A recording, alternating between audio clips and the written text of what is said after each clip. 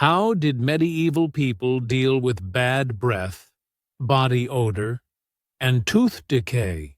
Hey everyone, welcome back. If you're still awake after our gentle tour of palace politics and unfortunate eunuchs, congratulations, your sleep schedule is probably beyond help. Tonight, we're drifting into something a little more aromatic.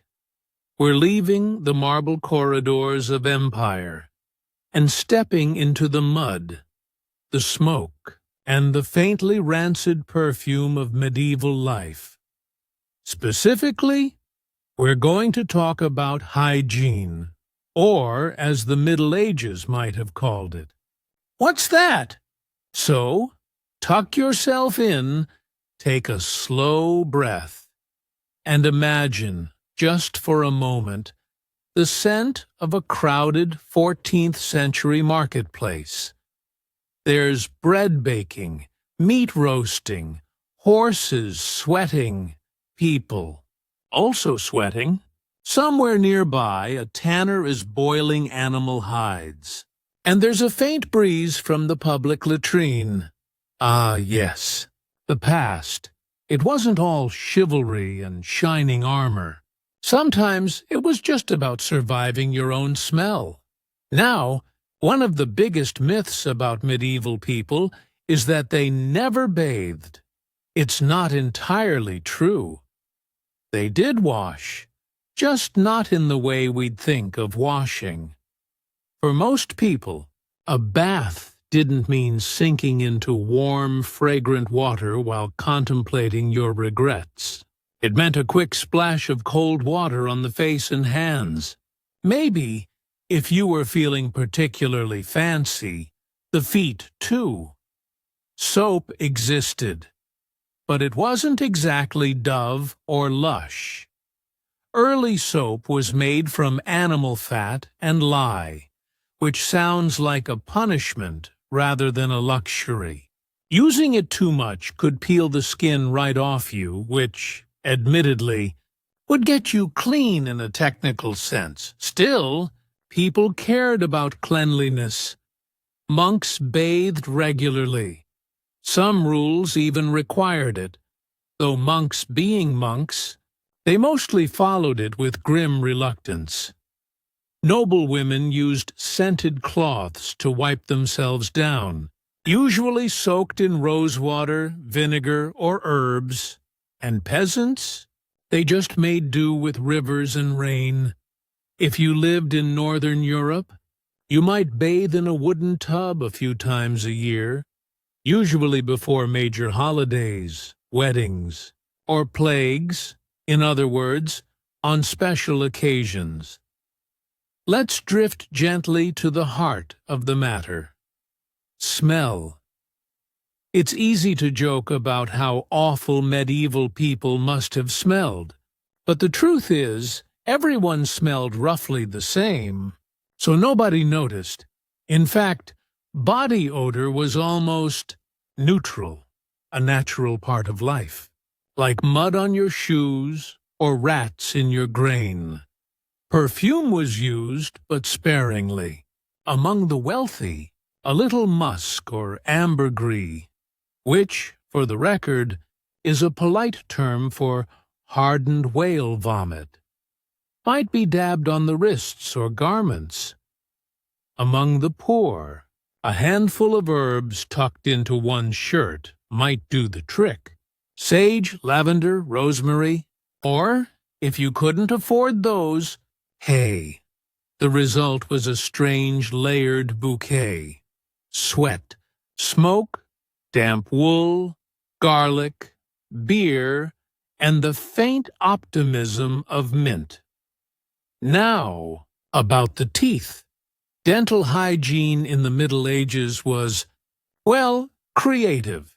They didn't have toothpaste, but they did have tooth powders. A common recipe might include ground shells, charcoal, burnt bread, or even crushed animal bones, all guaranteed to give your teeth that freshly sandpapered feeling. People used twigs, feathers or cloth to rub the powder around.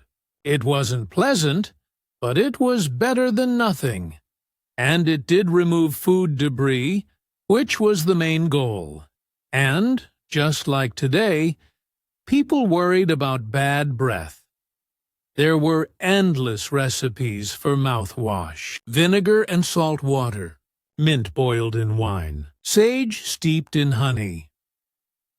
One 14th century physician recommended rinsing with a mixture of urine and vinegar. The logic was that ammonia was cleansing, which technically it is, though not in a way you'd want to test on a date. Teeth themselves were something of a status symbol. For the rich, sugary confections were a sign of wealth, but also a guaranteed way to rot your teeth out by 30. Queens and courtiers sometimes blackened their teeth deliberately, either to imitate the fashionable decay of nobility or to disguise how many had fallen out. Poorer people, ironically, had better teeth. Their diets were less refined, and they didn't have access to imported sugar. It's one of history's quieter jokes. The peasants, with all their hardships, probably smiled brighter than their kings. Let's drift from the mouth to the rest of the body. Specifically, what people did about smelling like people. Public bathhouses were common throughout medieval Europe. They were often mixed gender, which scandalized church authorities and delighted everyone else.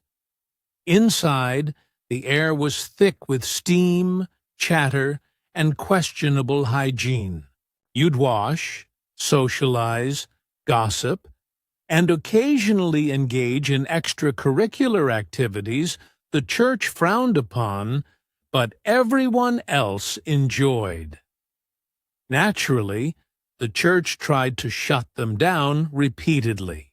Naturally, it failed. The bathhouse wasn't just about cleanliness, it was about community, and occasionally, disease. Because where there's warm, wet air and crowds of half-naked people, there's bacteria just waiting to make friends. During outbreaks of plague, the authorities often blamed bathhouses, reasoning that open pores invited infection. It wasn't true, but it gave them an excuse to condemn nudity and fun in one tidy package. By the Renaissance, though, things took a strange turn. Cleanliness began to fall out of fashion among the upper classes. Yes, the more refined you were, the less you washed. They believed that water could carry disease through the pores. So instead of bathing, nobles wiped themselves down with scented cloths, layered on perfume, and changed linen frequently. The idea being that clean fabric could somehow absorb dirt and smells.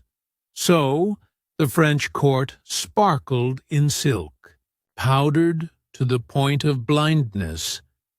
But underneath, let's just say it was a complicated ecosystem. Louis XIV was said to bathe only a few times in his entire life, and yet he was constantly drenched in perfume. At one point, he reportedly owned over 200 different scents. The result, one suspects, was potent. But he was the Sun King.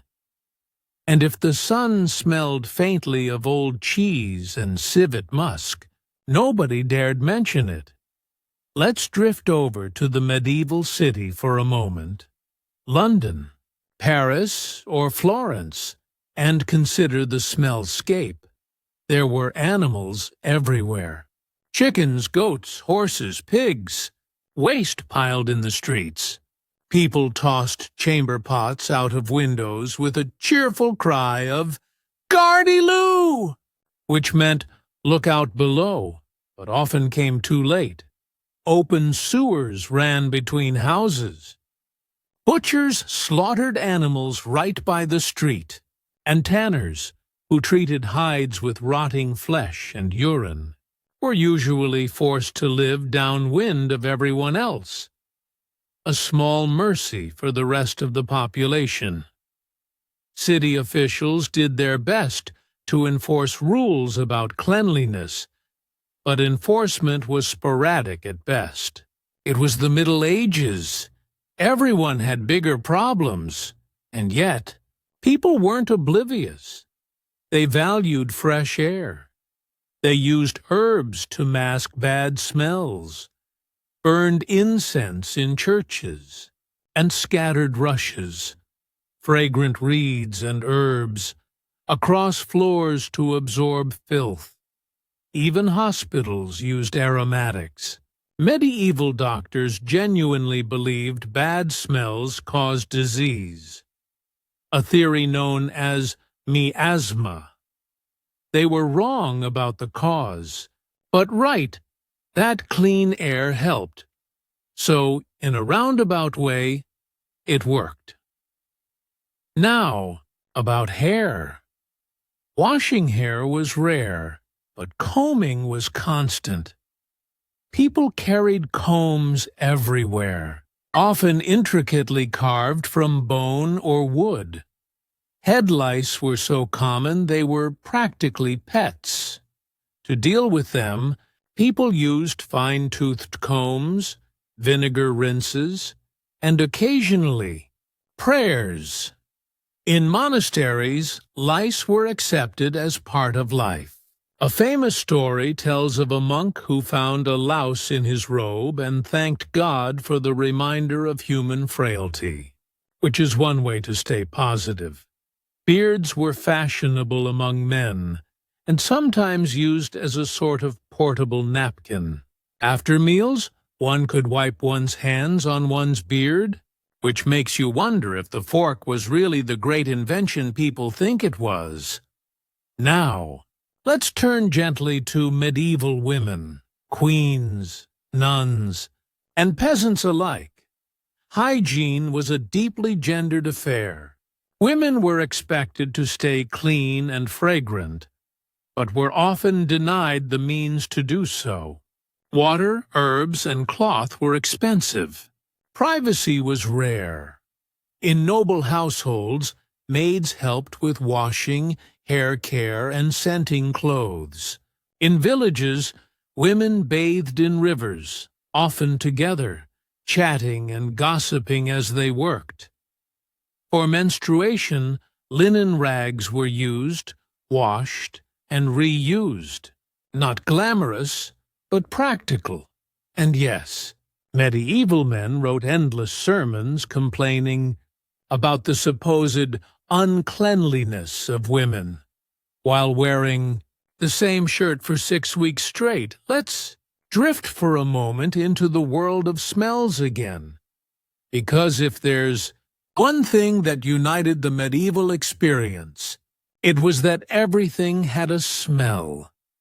The bread oven, the wet wool, the iron forge, the smoky hearth, the faint, earthy scent of a thatched roof after rain, the heavy sweetness of flowers at the feast table, the animal musk of leather, and behind it all, the steady hum of humanity, living, sweating, surviving.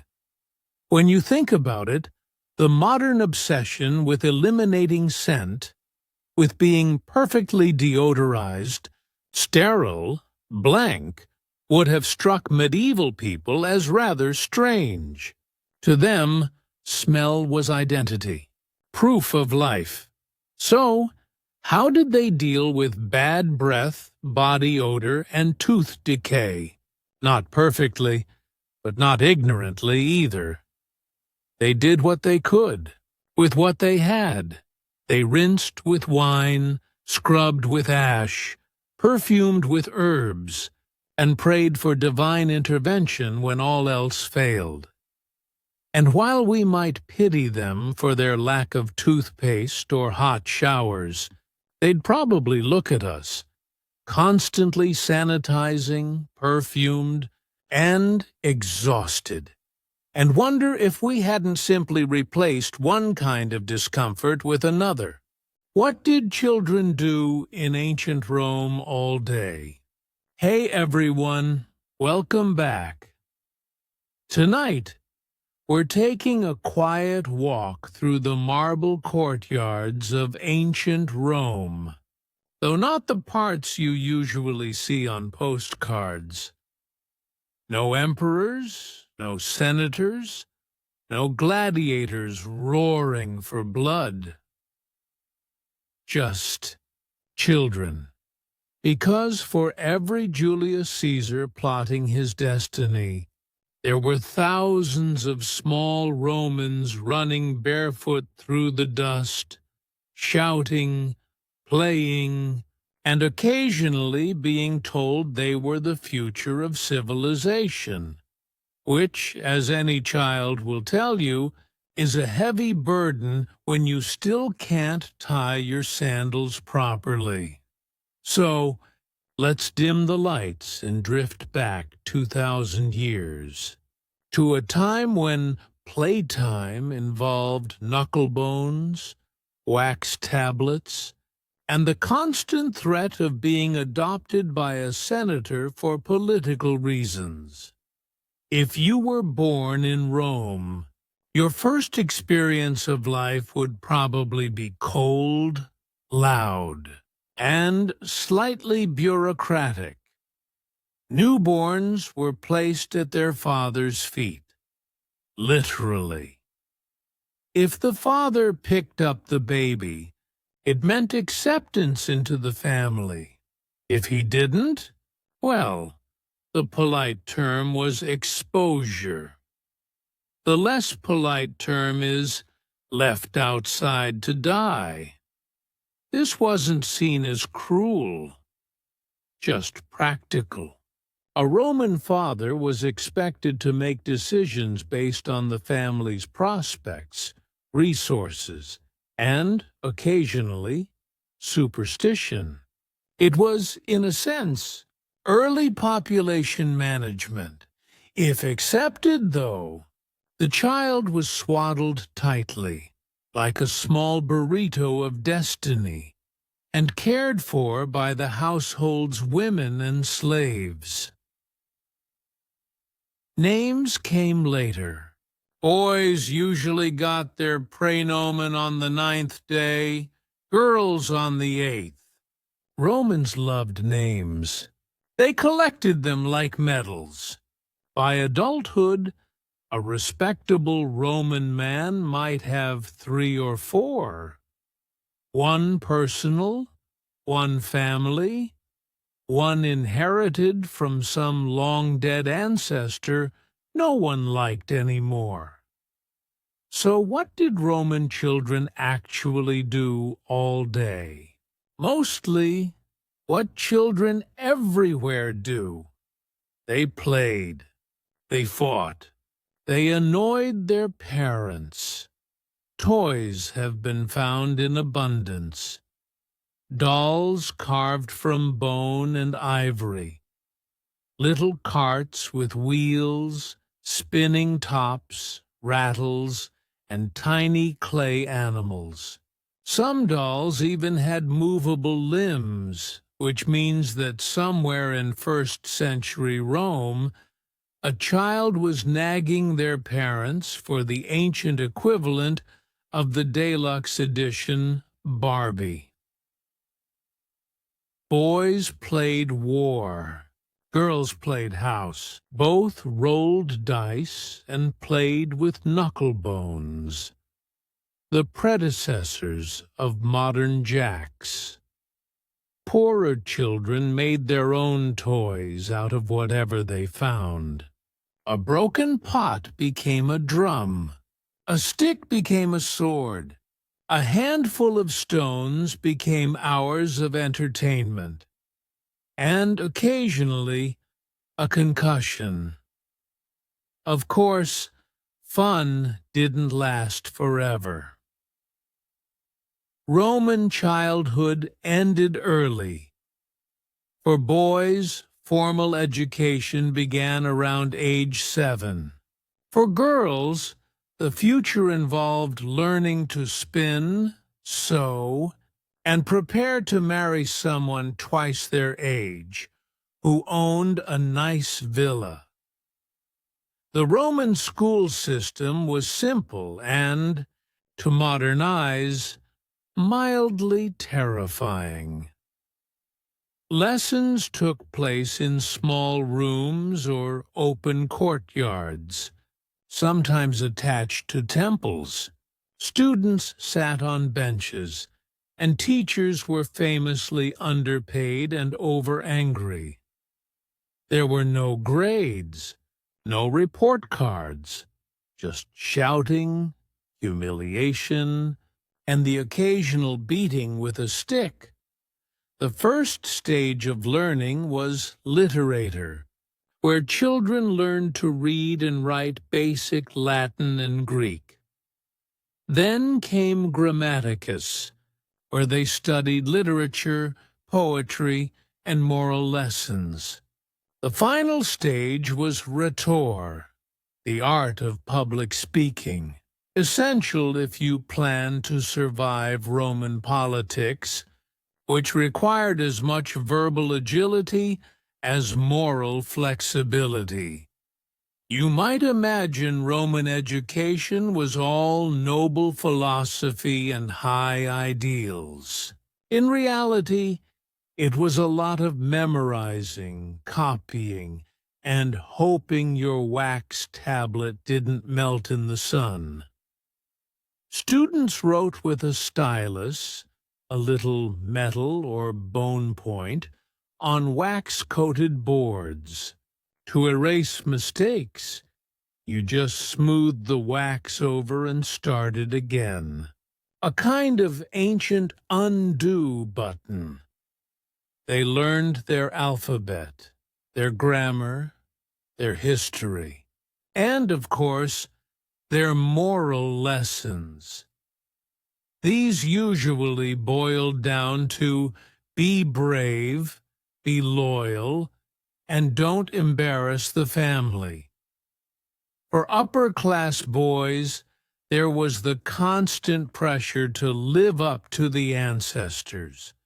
Their fathers would remind them daily that the family had produced heroes, generals, and consuls, and that they should try not to ruin it by being mediocre. No pressure. Of course, Roman girls didn't attend formal schools as often, but they were educated at home. Their mothers taught them to read, manage households, and navigate social expectations so convoluted that they made Latin grammar look simple. Marriage could happen startlingly early. Wealthy girls might be betrothed at 12 or 13, though the ceremony was often delayed until adulthood. Adulthood being a flexible term. For poorer girls, marriage came later, but the work began earlier. They helped with cooking, weaving, fetching water, and caring for siblings. Life was short, and the transition from child to adult came fast, usually before the second. Doll was worn out. Let's drift out into the streets for a moment. Imagine what a child's day looked like in the city itself. Rome was noisy. Chariots rattled over cobblestones. Vendors shouted, and temples rang with chanting. Street performers juggled and sang. Beggars called out. Children darted between it all, fetching bread, carrying water, chasing dogs, or playing games in the alleyways. They drew lines in the dust for ball games. They tossed coins, spun tops, wrestled, and sometimes climbed the public statues, which was frowned upon but irresistible. And because Rome had no concept of child safety laws, they did all this while dodging carts, open fires, and the occasional falling masonry. For country children, life was quieter and harder. They tended animals, fetched firewood, helped plant and harvest crops. Their games involved the rhythms of work, throwing pebbles, running through fields, and occasionally being chased by the animals they were supposed to be herding. Rural life might sound peaceful, but for Roman peasants, every day was a negotiation between hunger, weather, and taxes. Childhood was less an age of innocence and more an apprenticeship for survival. Still, laughter echoed in the fields.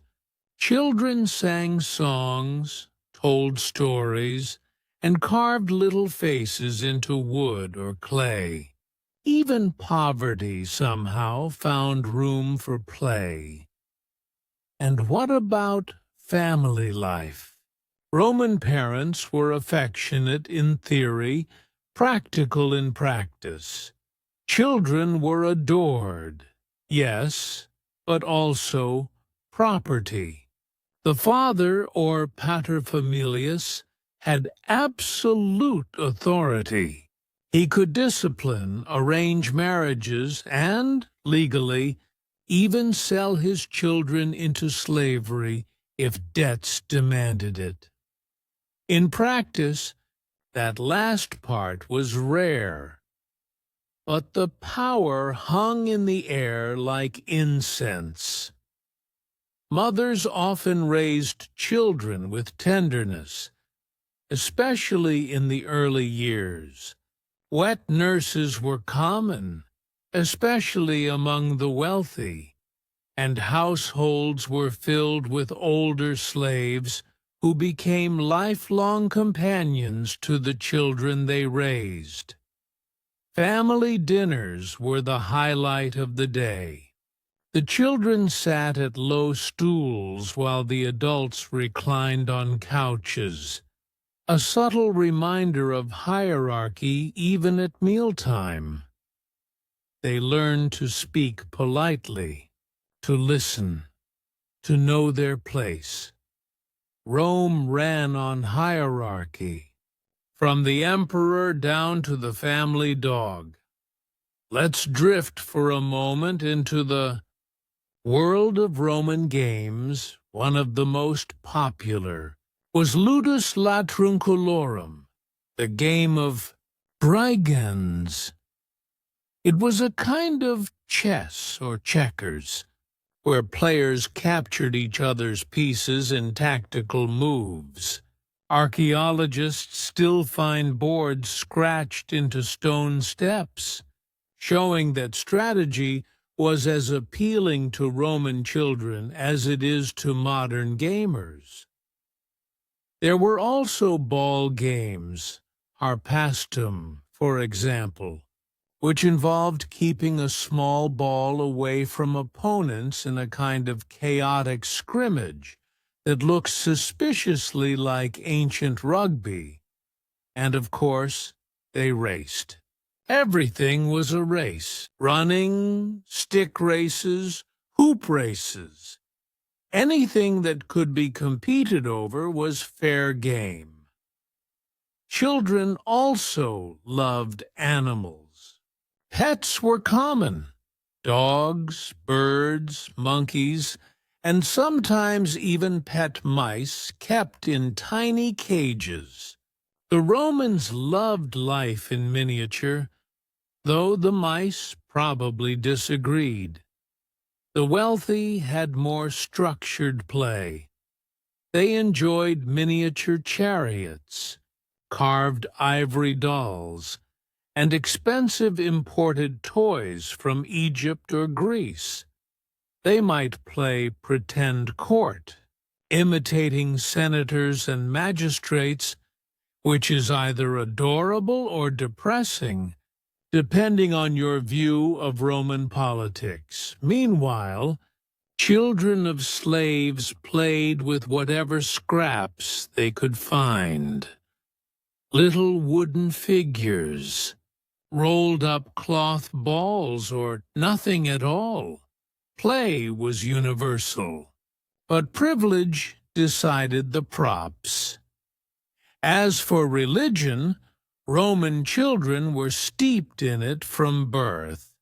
Every home had its lares and penates, the household gods, small figures kept near the hearth. Children greeted them daily, offering bits of food or flowers. The gods were family in a way, ever present and quietly judgmental. Festivals were the true joy of Roman childhood. Days of rest, music, food, and laughter. During Saturnalia, roles reversed. Slaves dined with masters, and children received little gifts of candles and toys. It was in some ways the ancestor of Christmas, a rare time when laughter outweighed discipline. Death was, of course, never far away. Child mortality was high. Perhaps a quarter of all Roman children died before age 10. Families grieved, but also learned to accept loss as part of life. Gravestones for children were heartbreakingly common. Small, delicate, often inscribed with phrases like brief light or sweet little soul. And yet, even in their grief, Romans found meaning. They believed in the continuity of family. That memory itself was a kind of immortality. So they told stories. They remembered birthdays. They whispered names into the night. It's oddly comforting, across millennia, to think that parents have always done that. So what did Roman children do all day? What happened to the eunuchs who served ancient empires? Hey everyone, tonight we're drifting back to the silent corridors of imperial palaces, to a world of whispering silk, scheming courtiers, and men who were, in a very literal sense, cut out for their jobs. Yes, tonight, we're talking about eunuchs. So, get comfortable. Dim the lights. Let your mind wander somewhere between ancient Persia and the Forbidden City. We'll move slowly through time, from the marble halls of Rome to the gilded chambers of China, tracing the lives of men who lived without heirs, without freedom, and often without much happiness. But they had power.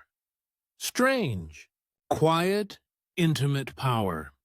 Let's begin with the simple, unpleasant truth. Eunuchs existed because kings did not trust anyone with full access to both ambition and anatomy. In the old days, say Mesopotamia, a few thousand years before Netflix, the logic was simple. If a man was going to guard the royal harem, he'd better not have any, shall we say, operational distractions. And so, They made sure of that. It was a brutal calculus. By removing one kind of power, they created another.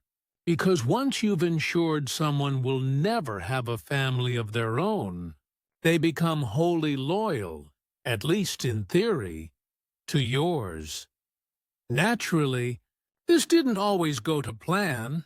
In the Assyrian Empire, for instance, eunuchs began as servants but ended as ministers, generals and governors. They were everywhere. The king's personal attendants, scribes, spies, men without dynasties, but not without ambition. One might imagine that being a eunuch meant a life of quiet servitude, polishing gold cups and fetching dates. In reality, these men were often the administrative backbone of ancient states. While generals came and went, and princes schemed themselves into oblivion, the eunuchs remained, constant, calculating, and, in their own way, indispensable. The king could trust them with secrets, or at least trust that if they betrayed him, they couldn't pass those secrets on to little heirs running around later. Let's drift to Persia, the Achaemenid Empire, Cyrus, Darius, and the rest of that impressively bearded crowd. Eunuchs served as royal chamberlains and high officials, and like in most empires, their influence grew over time. By the reign of Artaxerxes II, the eunuch class had become so entrenched that they effectively formed their own bureaucracy within the bureaucracy. A particularly famous example was Bagoas, the ultimate palace insider. He was beautiful, ruthless, and spectacularly well-connected. Bagoas served Artaxerxes III, and after the king's unfortunate poisoning by Bagoas himself, because of course he did, he simply installed the next monarch, Arses. When Arses tried to assert himself, Bagoas poisoned him too. You'd think that might have ended badly for Bagoas, but somehow he lived long enough to ingratiate himself with Alexander the Great. The man had a gift. Imagine the resume. Skilled in logistics, political manipulation, and selective assassination. It's impressive, really. The pattern repeated across civilizations. In Byzantium, the eunuchs were the empire's most skillful survivors. They could be generals, theologians, even patriarchs of the church. There was no rule saying a man had to be fully equipped to command an army. And since they couldn't start dynasties, emperors loved them, at least until they became too influential, at which point they were politely strangled.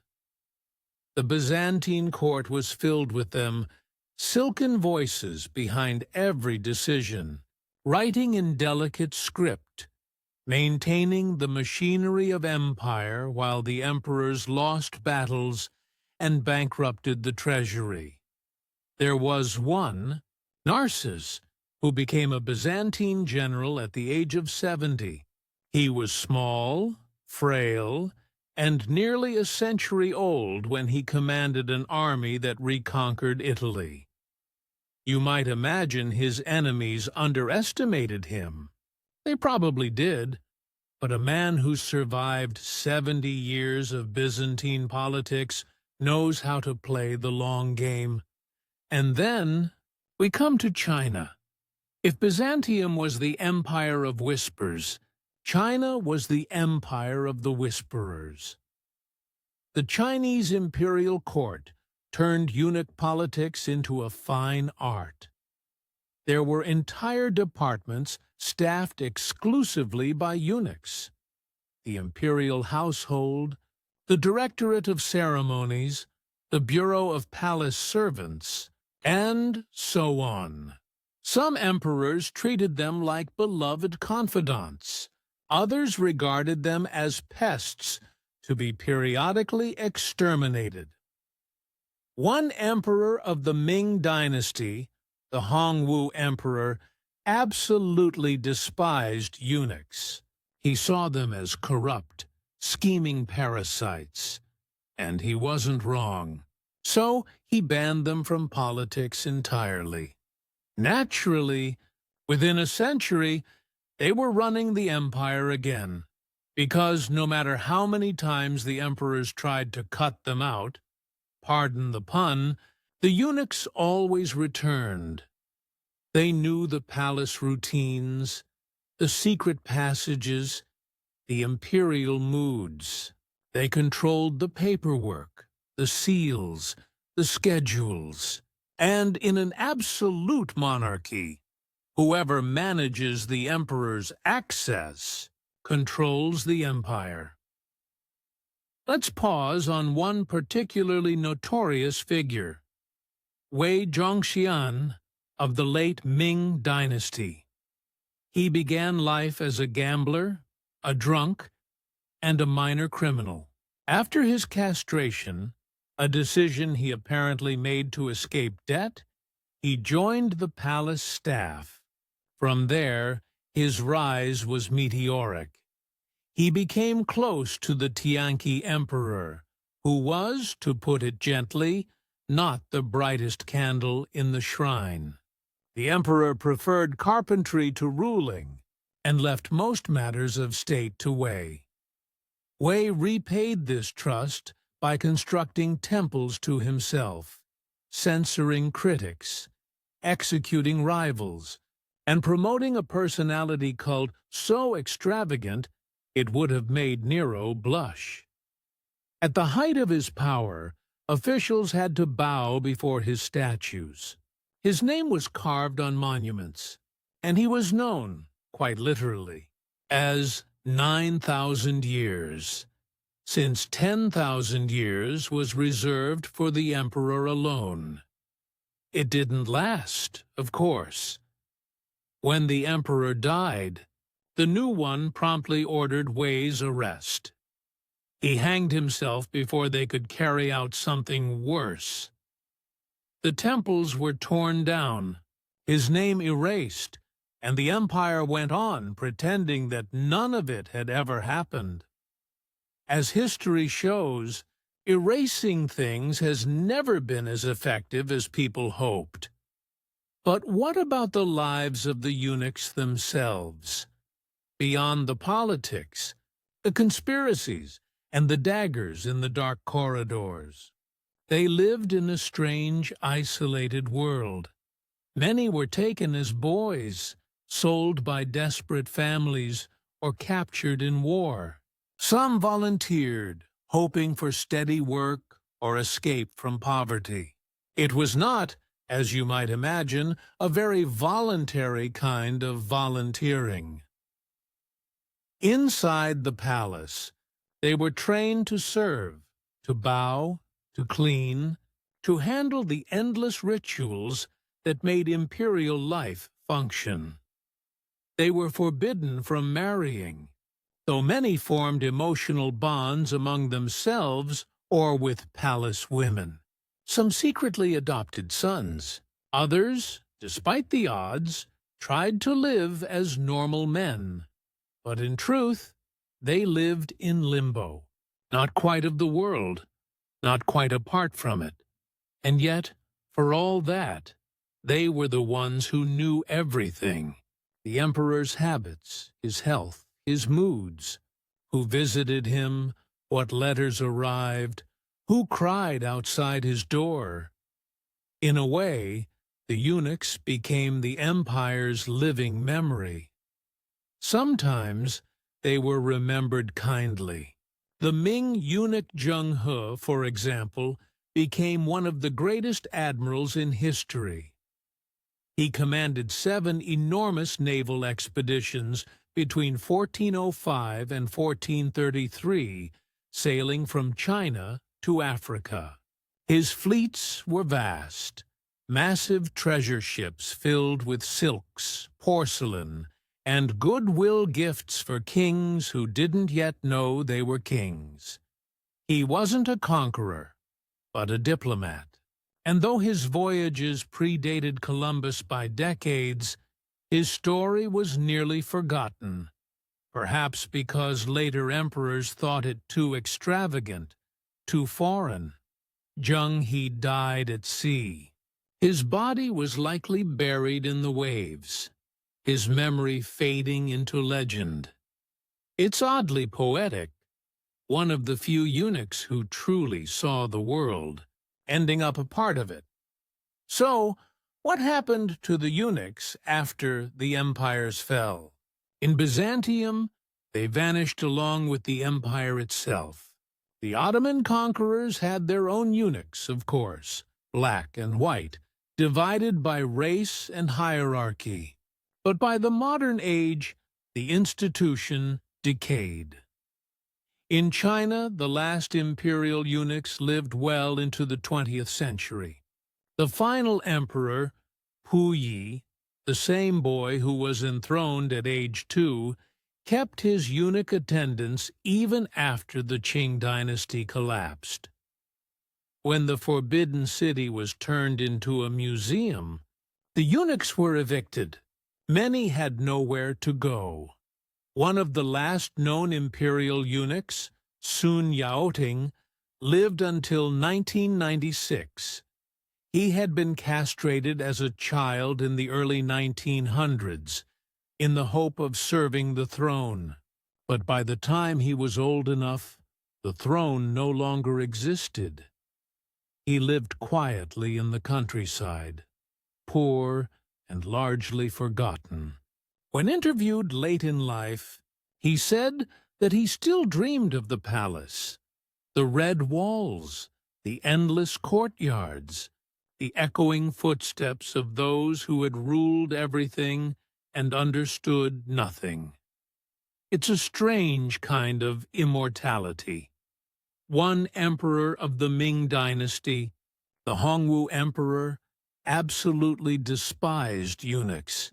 He saw them as corrupt, scheming parasites. And he wasn't wrong. So he banned them from politics entirely. Naturally, within a century, they were running the empire again, because no matter how many times the emperors tried to cut them out, pardon the pun, the eunuchs always returned, and so that's what happened to the eunuchs. They began as servants, became kingmakers, and ended as ghosts of vanished empires. Their lives remind us that power, in all its forms, tends to collect in odd corners of history. Not always where you'd expect it. Sometimes in the hands of men who had been stripped of everything, and therefore had nothing left to lose. Let's drift onward, quietly, to the next strange corner of history. Caesar divorced Pompeia immediately, declaring that Caesar's wife must be above suspicion, which was impressive, coming from a man who was never above anything. Finally, there was Calpurnia, his last wife, young, beautiful, and profoundly unlucky. She had a bad feeling about the Ides of March. According to legend, she begged Caesar not to go to the Senate that day, disturbed by dreams of his statue bleeding and crowds weeping. He ignored her, naturally. By that evening, she was a widow, and Rome had one less tyrant. Calpurnia fades quietly from history after that, overshadowed by Cleopatra, the woman who stole Caesar's attention and his last coherent thoughts.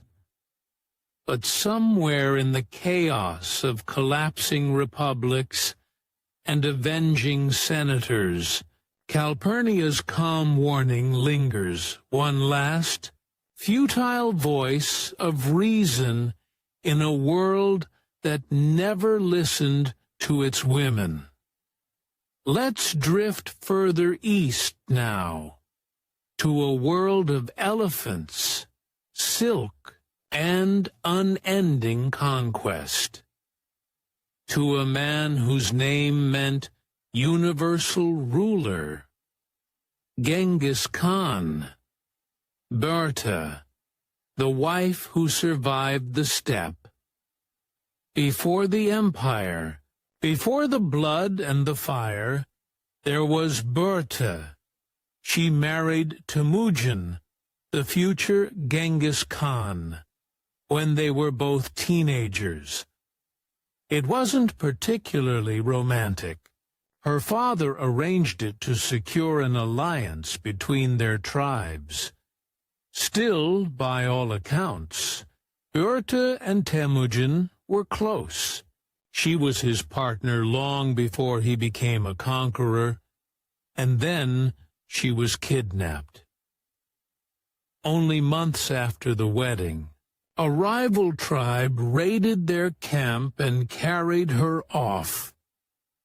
For Genghis Khan, this wasn't just personal. It was destiny. He gathered his allies, launched a rescue, and reclaimed Berta. She was pregnant when she returned.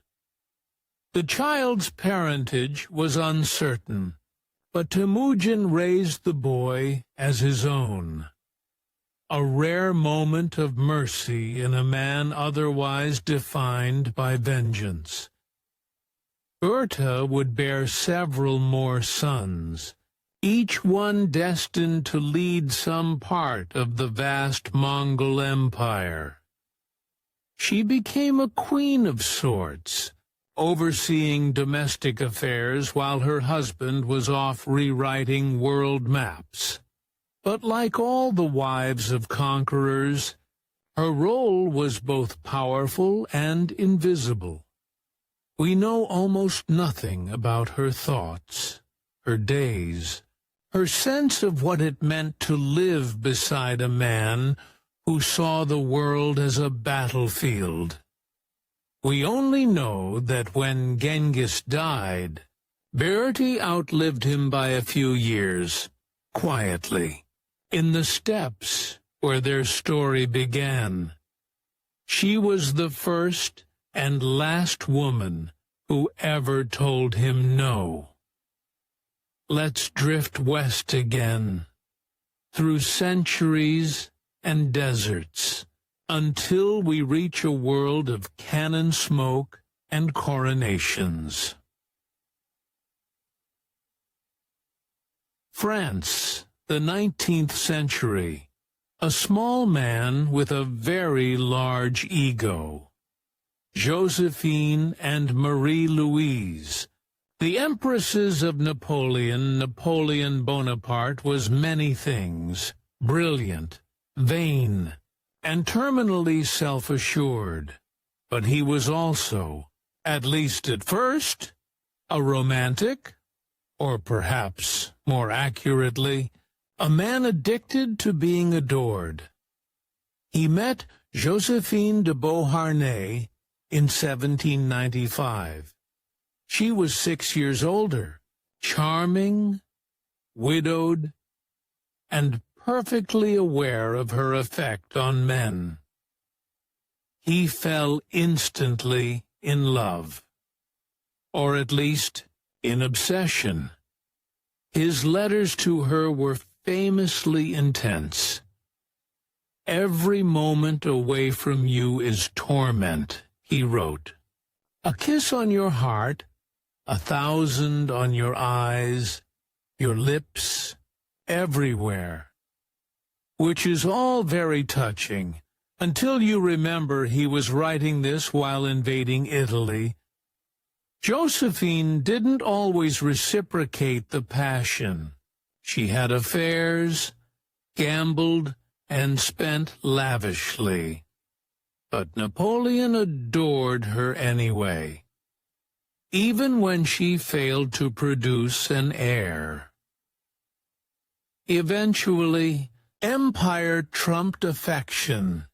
He divorced her in 1810, in a ceremony so awkward it could have been scripted by a Roman tragedian. She stood beside him, weeping quietly, while he announced that duty demanded their separation. Her replacement was Marie Louise of Austria, a 19-year-old archduchess chosen to seal a political alliance. She barely knew him. He barely cared. She gave him the son he wanted, the King of Rome, and then watched as his empire crumbled. When Napoleon was exiled, Marie-Louise stayed behind. She took a lover and became Duchess of Parma, while he languished on Elba, writing letters that went unanswered. Josephine, meanwhile, died alone but adored, her memory carefully polished by history. She outlived the empire and, in a way, eclipsed it. Because, while Napoleon's conquests fell, her name still lingers, fragrant, bittersweet, and very slightly smug. Let's pause here. We've wandered through centuries of queens, empresses, and forgotten wives, women who were loved just enough to be useful, and forgotten just enough to be remembered only through the men they married. It's an oddly soothing conclusion to our long relationship with corpses. We began with confusion, moved through fear, and ended with decoration. In other words, we learned to live with death, sometimes literally, as the bones of our ancestors looked down from the church walls. Let's pause here. In Part 2, we'll drift deeper into how different cultures, from medieval Europe to the early modern age, decided what to do with the dead. The strange jobs, the awkward rituals, and the small industries that grew from our need to make death just a little more civilized with adultery. One story from the 14th century tells of a man who left for a trading voyage, got captured by pirates, escaped years later, and returned home to find his wife living happily with another man. The chronicler notes, with zero irony, that she received him without joy. Understandable. It's also worth noting that men who lost their wives to disappearance were far less patient. In many cases, they simply remarried after a few months, possibly because no one was particularly inclined to stop them. Equality before the law, in medieval terms, was more of a rumor than a reality. The woods, nature's lost and found. If you disappeared inland, the forest was usually involved. Medieval forests were not tidy, pleasant green spaces. They were sprawling, tangled wildernesses filled with wolves, outlaws, and the occasional hermit who'd forgotten what year it was. Woods could stretch for miles without a single landmark. If you wandered off the path, you might never find your way back, especially in winter, when snow covered the trails. There are heartbreaking records of children vanishing during gathering trips, collecting berries, herbs, or firewood. Some were found days later, often too late. Others were simply gone. People believed the woods themselves could take you. In parts of Germany, the forest was personified. A living, hungry thing. In England, people blamed fairies. In Slavic lands, they blamed spirits like the Leshy, who could mimic voices to lure travelers astray. To modern ears, it sounds like folklore. To medieval villagers, it was an explanation that made sense. Because what else could explain someone stepping into the trees and never stepping out? The water problem. If the forest didn't get you, the water might. Medieval Europe was laced with rivers, streams, and bogs, and bridges were rare. Most crossings were fords, marked only by memory or guesswork. People drowned constantly. Fishermen, washerwomen, children, drunks, horses, carts. Bodies often weren't recovered, especially in fast rivers or marshlands. A missing person might later be found miles downstream, or not at all. When this happened, families held what was called a Mass of the Absent Dead, a service for someone who was probably dead, but not proven so. It was a delicate theological compromise, halfway between mourning and hope. In an age when the afterlife was as real as tomorrow's bread, not knowing where a loved one's body was meant more than grief. It meant uncertainty about their soul. Were they buried, blessed, or stuck in limbo, waiting for someone to say the right words? It's easy to forget how much weight belief carried. To lose someone physically was bad enough. To lose them spiritually was almost unbearable. When missing meant escaped. Of course, not every disappearance was tragic. Some people went missing on purpose.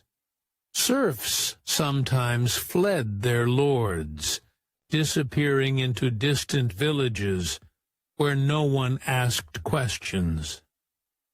A common proverb said, "Town air makes you free."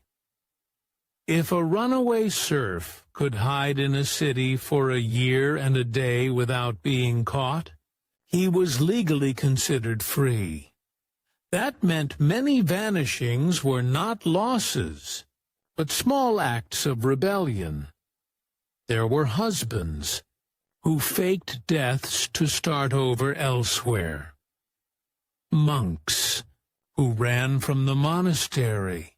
Even nobles who disappeared into foreign wars rather than face awkward debts. In these cases, being missing was a kind of freedom, a self-inflicted amnesia in a world that rarely let you choose your own life. Still, for the people left behind, the mystery remained the same. Gone was gone. The missing body and the medieval imagination. The medieval mind didn't handle uncertainty well. Ambiguity was suspicious. If someone disappeared, explanations had to be found. Moral, spiritual, or supernatural. A man who vanished in the woods might be said to have been taken by the devil. A missing pilgrim might be tested by God. A woman who went missing could be accused of witchcraft, adultery, or possession, whichever the locals found most entertaining. In many ways, these stories were a form of comfort. They filled the void with narrative. Because he was devoured by wolves is a grim but satisfying conclusion. Maybe he just got lost. Forever is much worse. People built shrines at the spots where someone was last seen. Candles were lit. Masses were said. A few drops of holy water, and the story could rest, even if the body never did. The miracle return. And sometimes, rarely, someone came back. There are scattered medieval accounts of long-lost travelers reappearing years or decades later, usually to everyone's shock. In one 12th century tale, a man from Normandy disappeared during a pilgrimage and was presumed dead. 30 years later, he returned, claiming he'd been taken captive by Saracens, freed by divine intervention, and spent the rest of the time walking home very slowly. Did anyone believe him? Not really, but the church wrote it down anyway, because it made a good sermon. When it comes to royal sanitation, things get slightly more luxurious, but not by much. Castles had a unique feature known as the garderobe, despite the fancy name. This was not where you stored your clothes, though confusingly, that meaning came later. The medieval garderobe was a small stone chamber, built into the outer wall, with a wooden seat and a vertical shaft leading outside. Gravity did the rest. The waste dropped down the chute, sometimes into a moat, sometimes onto the ground below. If you were unlucky enough to be walking under a castle wall in the rain, well, you might want to rethink that route. Some garderobes were surprisingly ornate. They had little windows for light and ventilation, and in wealthy households, they might even be lined with fabric to make the experience more comfortable. Because, of course, they were. Nothing says royal dignity like relieving yourself on embroidered linen. But despite the architectural effort, the smell was reportedly appalling. Many castles had entire wings dedicated to avoiding the stench of the privies. Henry III, for instance, was so concerned about the odor in his palace that he ordered elaborate systems of pipes to channel waste away from his chambers, which helped somewhat, but only until the pipes clogged, which they often did.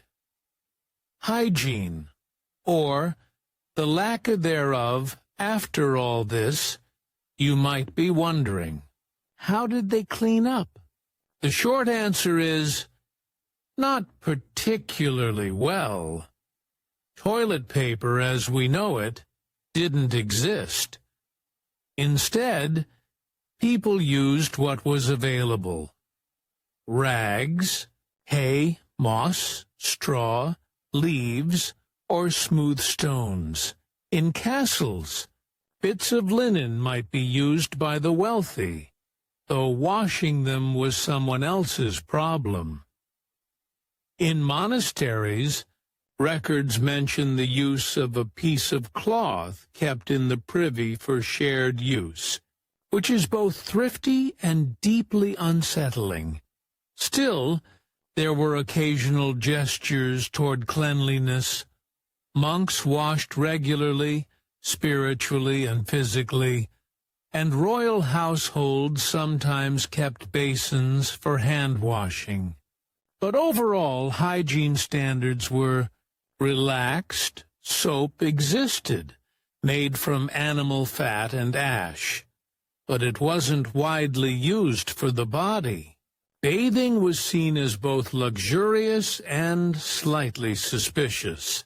Too much washing was thought to weaken the body, and besides, hot water had to be carried and heated by servants, which made daily baths impractical unless you were extremely rich or extremely smelly. Smells of the medieval world. It's difficult to overstate how much the medieval world smelled. Cities were filled with animals, open drains, uncollected waste, and tanneries boiling hides. Even royal courts had their own bouquet. Perfumed oils mixing with sweat, candle smoke, and occasionally rotting food hidden beneath rushes on the floor. People tried to manage it. They burned herbs, wore pomanders filled with spices, and sprinkled rose water on their clothes.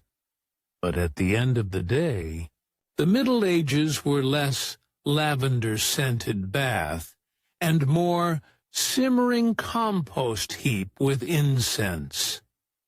Let's drift now into the heart of a medieval castle, where the highborn performed the same bodily functions as everyone else, just with slightly better architecture and infinitely more pretense.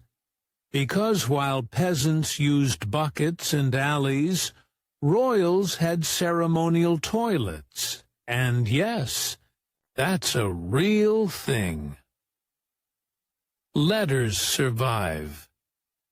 Written by widows to their husbands' tombs, their confessors, even to their children, speaking of loneliness, fear, and faith.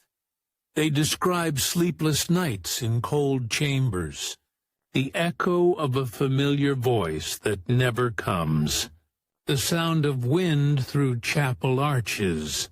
These were women who, for the first time in their lives, could speak freely.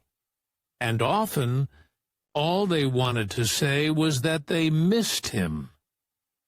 And so, with candles burning low and ink drying slowly, many widows found a quiet kind of freedom in loss. For some, it meant managing estates and commanding armies. For others, it meant retreating to monasteries or writing prayers by candlelight.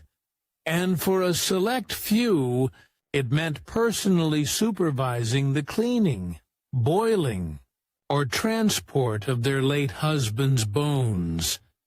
Because in the medieval world, love didn't end at death. It just became administrative.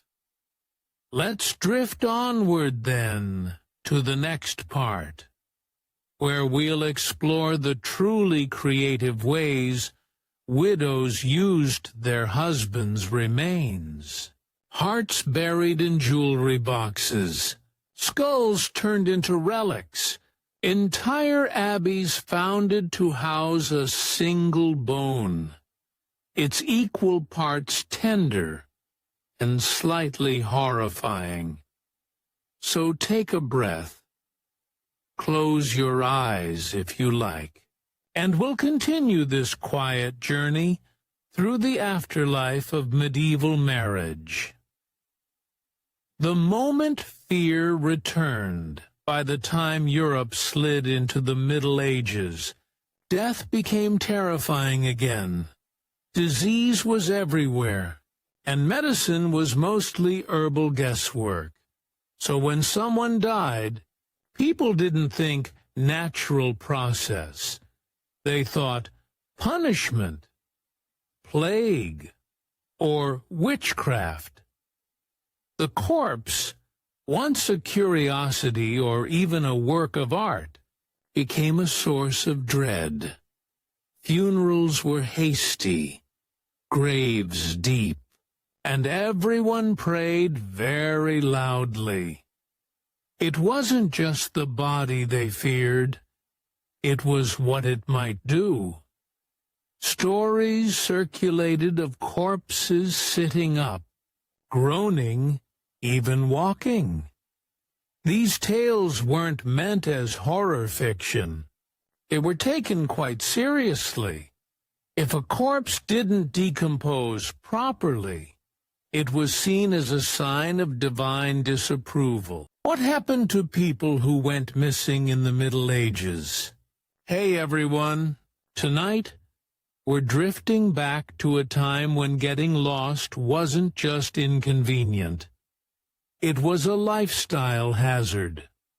A world without phones, without maps, for most people. Without even the faint hope of someone saying, he was last seen wearing a brown tunic and carrying half a loaf of bread. Tonight, we're asking a question that's both oddly specific and unsettlingly universal. What happened to people who went missing in the Middle Ages? Because people did go missing all the time, not in the romantic, mysterious disappearance of the crown prince. Usually it was someone's husband who went out to chop wood and didn't come back, or a pilgrim who left for Canterbury and was never seen again, or a child who simply wandered off and became, in the kindest possible terms, a wolf snack. But what's truly fascinating isn't just the vanishing itself. It's how medieval people explained it, how they searched, or didn't, how society coped when someone simply stopped existing. Because in a world that barely understood disease, distance, or the size of the earth, the line between lost and gone forever was a very thin one indeed. So, settle in, dim the lights, maybe imagine the faint sound of church bells echoing through the fog. We're about to drift through a landscape where no one was ever truly safe or truly found. The geography of disappearance. Let's start with the obvious. It was very easy to vanish in the Middle Ages. The average European village sat surrounded by miles of unmarked countryside, woods, swamps, fields, and animal tracks. No signposts, no reliable maps, no police, even roads were unreliable. A road might be nothing more than a muddy path between two market towns, changing course every few years as floods, farming, or feuds rearranged the land. Travelers navigated by landmarks, a crooked oak, a ruined chapel, a boulder shaped vaguely like a pig. Lose sight of one of those, and congratulations, you were now officially lost. There were no nationwide missing person searches, no posters, no databases. If someone didn't come home, your options were limited to ask the neighbors, check the nearest tavern, and if those failed, pray. he probably went on pilgrimage. Medieval Europe was a surprisingly mobile place, at least for those brave or desperate enough to wander. Every year, thousands of people took to the roads for pilgrimage. They walked hundreds of miles to holy sites like Santiago, Rome, or Jerusalem, sometimes barefoot, sometimes in chains, sometimes purely for the novelty of travel. And they didn't always come back. Some died along the way, some were robbed. Some simply decided that the next town was far enough and reinvented themselves because here's something medieval society quietly tolerated: reinvention. If you disappeared from one village and turned up in another, calling yourself Thomas of Nowhere, very few people questioned it. There were no ID cards, no photographs. If you seemed honest and paid your tithes, you were fine. For families, this created a convenient excuse.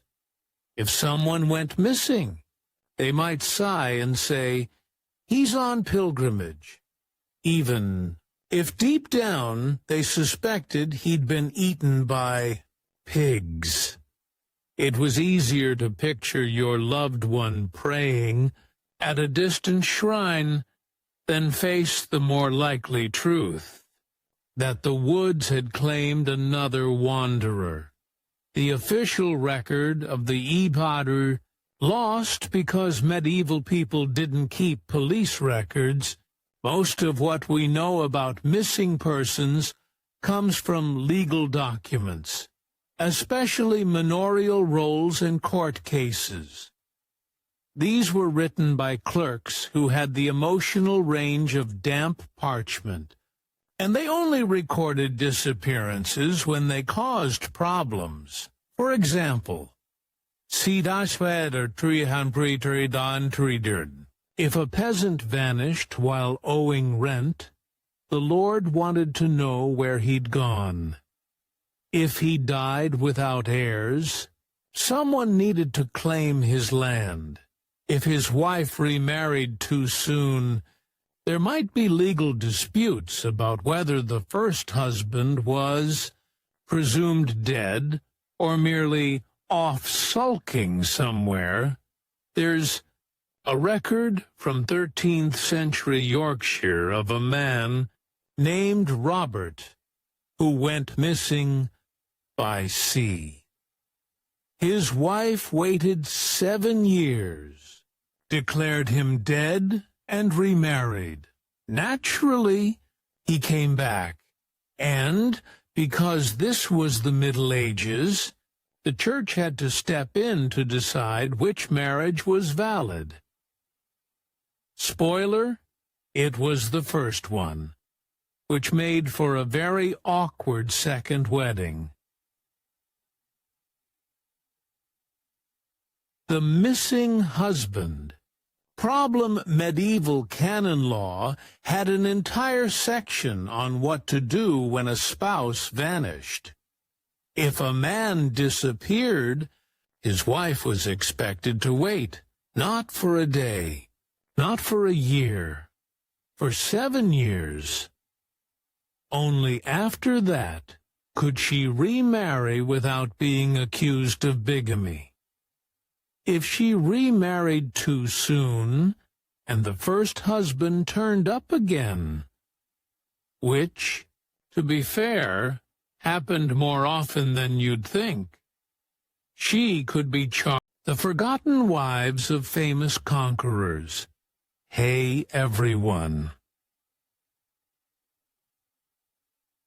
Tonight, we're drifting back into the quieter corners of history. You know, the places where the noise of battles fades, The crowns have dulled, and the people left standing behind the conquerors are trying to make sense of what's left. So, get comfortable. Let the lights go soft, and let your mind slow down a bit, because tonight we're talking about the wives of conquerors, not the queens in shining portraits, or the heroines from the epics. No, the other ones, the women history forgot to write about. The ones who waited while the world was conquered around them, or who were married off as trophies, collateral, or political punctuation marks in someone else's story. They were the women behind men who never stopped moving forward, which, for most of them, meant they were left behind. History remembers Alexander the Great. Of course, handsome, brilliant, allegedly God-born, and definitely over-caffeinated. But do you remember his wife? Probably not. Her name was Roxana, and for a few fleeting years, she was the most unfortunate woman in the known world. Roxana of Bactria, the bride of a god. Let's start there. Somewhere around 327 BCE, Alexander was in his mid-20s and had just finished the fun little project of conquering Persia. He'd crossed mountains, burned cities, and declared himself son of Zeus, because of course he did. Then he arrived in Bactria, roughly modern Afghanistan, where he met Roxana. She was the daughter of a local nobleman, beautiful, intelligent and politically useful. Ancient writers, never ones for restraint, called her the most beautiful woman in Asia, which probably just meant she looked exotic to a group of sweaty Macedonians who hadn't seen home in years. Alexander, reportedly, fell instantly in love, or at least in the version of love that involves conquering someone's homeland and then demanding their daughter's hand in marriage. He married Roxana in a lavish ceremony, trying to blend Macedonian and Persian customs, a gesture toward unity that nobody liked. The Macedonians grumbled that he was turning foreign. The Persians whispered that he was still just a conqueror playing king. But Roxana didn't have much choice in any of this. Her marriage was an olive branch, a political performance, and soon after, she was pregnant. The ultimate guarantee of relevance in an empire that otherwise didn't need her. Then Alexander died. At 32, he simply stopped. Fever, maybe poison, maybe divine exhaustion. Whatever it was, Roxana was left alone in Babylon, surrounded by generals who suddenly remembered they all hated each other. She gave birth to Alexander IV, the son of a dead god, and immediately became both royal and disposable. Because when an empire fractures, everyone wants the baby, or wants the baby gone. Roxana spent the next decade in hiding, shuttled from one stronghold to another, protected by generals who claimed to be loyal and usually weren't. Eventually, The infant king and his mother were quietly murdered, probably strangled, to clear the way for someone else's dynasty. Roxana, once the glittering bride of the world's greatest conqueror, ended as a forgotten name in a footnote. Her empire outlived her for about 15 minutes. Let's drift forward a few centuries. The Romans have taken over now. Professional conquerors, bureaucratic geniuses, and unrepentant drama enthusiasts. And among them was one man whose name still rattles through the ruins: Julius Caesar. Everyone remembers his story. The victories, the ego, the knife collection. But tonight, we're not here for Caesar. We're here for the women who married him and tried, usually in vain, to keep up. Cornelia, Pompeia, and Calpurnia. Caesar's rotating cast of wives, Julius Caesar, married 3 times. Because of course he did. His first wife, Cornelia, was the daughter of a populist politician named Cinna, which made her a politically inconvenient choice. The Roman dictator Sulla told Caesar to divorce her. Caesar refused, which sounds romantic until you realize that he was mostly doing it to spite Sulla. Still, Cornelia seems to have been genuinely loved. She gave birth to his only legitimate child, Julia, and when she died young, Caesar delivered her funeral oration himself, an unusual gesture at the time. A rare flicker of sentiment from a man otherwise made entirely of ambition.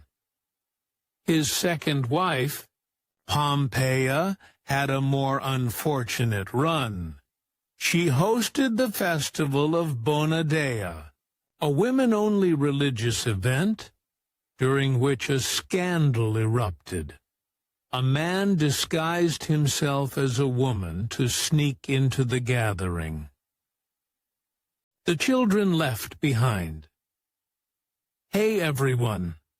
Tonight, we're drifting back to a quieter corner of history. One that tends to be overlooked because, well, it's not very triumphant. There are no great victories here, no coronations, no soaring speeches about destiny, just the sound of doors closing, crowns slipping away, and children, dazed, frightened, or simply confused, who suddenly find that everything they've been told about who they are has stopped being true. So, if you're ready, dim the lights, settle in, and let's drift back to the moments after the end, to find out what happened to the children of fallen kingdoms. When kingdoms fall, history tends to focus on the kings, their final battles, their last words, their glorious or pathetic exits. But history is less interested in the smaller, softer consequences, like what happens to their families, and especially what happens to the children. It's not a cheerful story, because, to put it gently, losing a kingdom is rarely followed by a relaxing retirement. Sometimes the children are sent into exile, clutching a few pieces of family jewelry and a claim no one believes.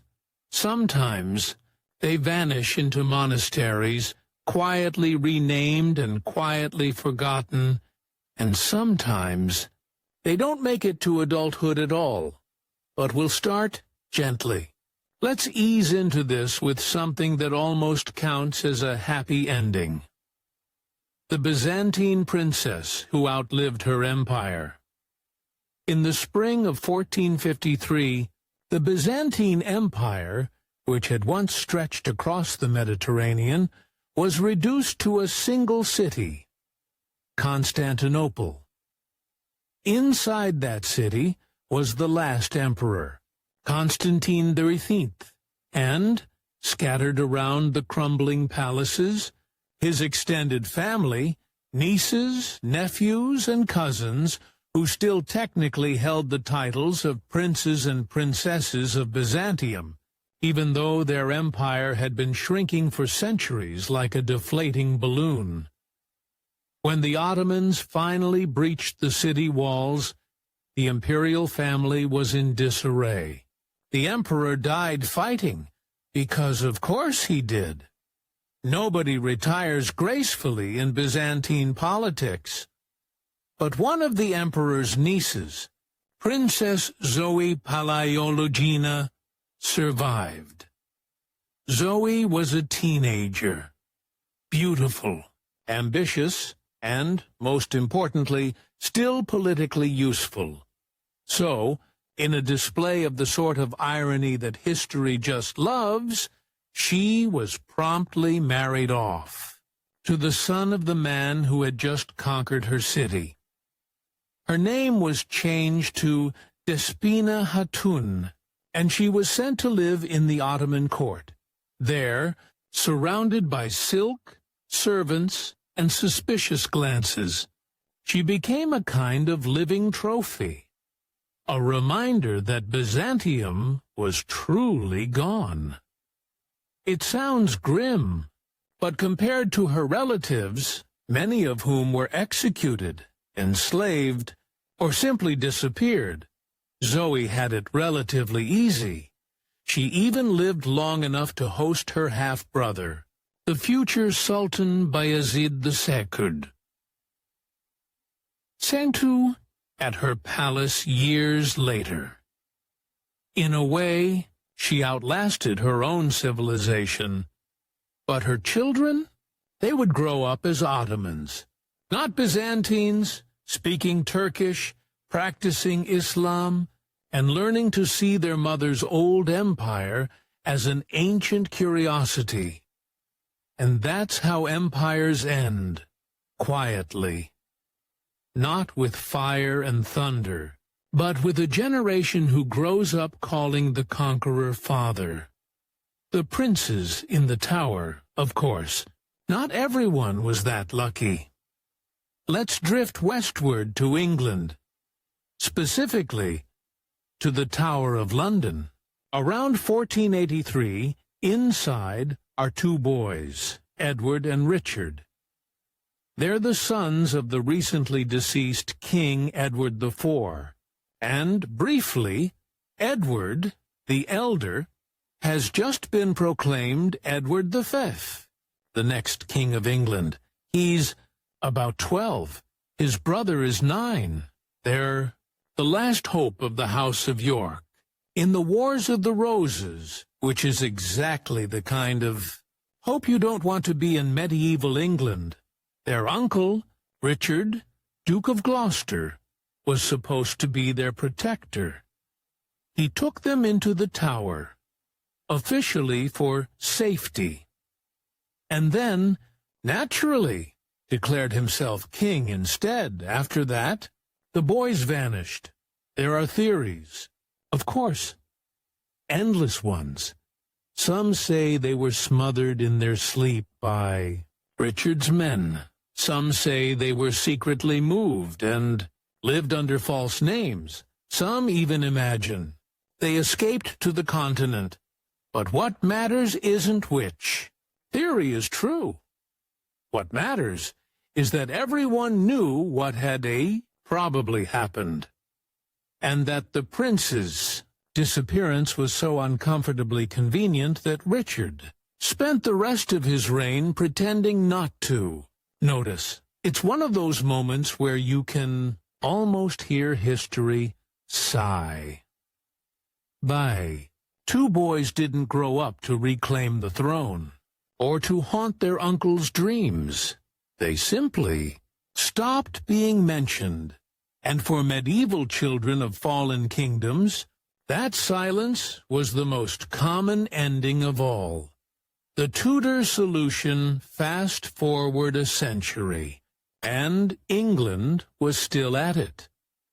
When the Tudors finally took over, they found themselves in the awkward position of ruling a country full of people with a better hereditary claim than them. So, naturally, they began cleaning house. The most famous case was Margaret Pole, the Countess of Salisbury, whose father had been the brother of two Yorkist kings. She was a child when her family, and for decades she somehow managed to stay alive through sheer politeness and a remarkable ability to not be noticed. But under Henry VIII, who, to put it delicately, had a very theatrical approach to paranoia. Even polite, elderly women could become threats. He eventually had her executed at age 67, because her son was suspected of plotting treason. The executioner, apparently, was so inexperienced that it took 11 blows to finish the job. Margaret's grandchildren, sensing a theme, quietly fled abroad, and thus another branch of royalty faded out, less with a bang, more with a muttered prayer and a change of address. The Mongol princess who married her enemy. Now, let's drift eastward for a moment, to the Great Steppe. Endless grasslands, horse herds, and a dynasty that once ruled from China to Hungary, the Mongols. By the 14th century, the empire had splintered into rival khanates, each run by a different descendant of Genghis Khan, and all claiming to be the true continuation of his empire. Sikhind was an awkward family situation, one particularly unfortunate. Princess was Turagan's great-granddaughter, a girl named Kokoshin. After her father's Khanate fell, she was captured by rival Mongols and eventually handed over to the Yuan dynasty in China as a political bride. Marco Polo actually met her during his travels. He described her as young, intelligent, and of good manners, which, translated from 13th century Venetian, means she knew how to look calm while her life collapsed. Her story didn't end well, though. She set out to marry a Persian prince, part of a political alliance, but the journey took 2 years. By the time she arrived, the prince was dead. She was married to his son instead, which was, frankly, very on-brand for Mongol diplomacy. No records mention what she thought about any of this, but her fate, captured, exchanged, married off, forgotten, fits perfectly into that familiar pattern of royal children whose identities were traded like currency. She wasn't executed, imprisoned, or tortured. She was simply absorbed, folded into a new world that no longer cared who her parents had been.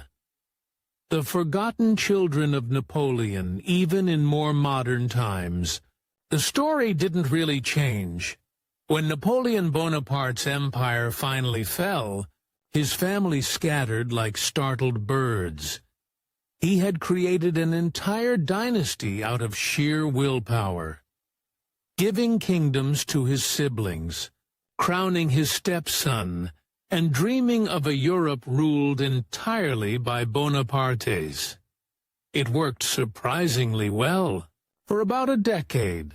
Then came 1815, Waterloo, and exile, Napoleon's son, grandly titled the King of Rome, was only 4 years old when his father was defeated. He never saw Napoleon again. He was taken to Vienna, renamed Franz, and raised by his mother's family, the Austrian Habsburgs. They treated him kindly enough, but they also made sure he never, ever forgot that he was not really one of them. He grew up pale, sickly, and painfully self-aware that he was both a Bonaparte and a prisoner of politeness. He died of tuberculosis at 21. The Austrians buried him quietly under his Habsburg name. For decades, France would whisper about the lost heir, but by then, the boy was dust. There's something tragically poetic about that. The son of the man who once ruled Europe, fading away in the shadows of a palace, surrounded by people who smiled at him but didn't trust him. The slow disappearance of the Aztec line. And then, far across the ocean, we find another fallen royal family. This time, in the ruins of Tenochtitlan. When the Aztec Empire fell to the Spanish in 1528, Sahan fen bestuurd und wieder vorn, Emperor Cuauhtemoc was captured and executed. But his family survived, at least for a while. His children were baptized, renamed, and absorbed into colonial society. A few even married into Spanish families' colonial elite. Technically noble, but not Aztec anymore. Their titles were watered down into curiosities. Don and Doña instead of Tlatoani and Chihuapili. Within 2 generations, their descendants were indistinguishable from other wealthy colonial families. And just like that, one of the greatest empires in the Americas ended not with destruction, but with dilution, a slow, quiet fading into the bureaucracy of empire. So, that's how it usually went.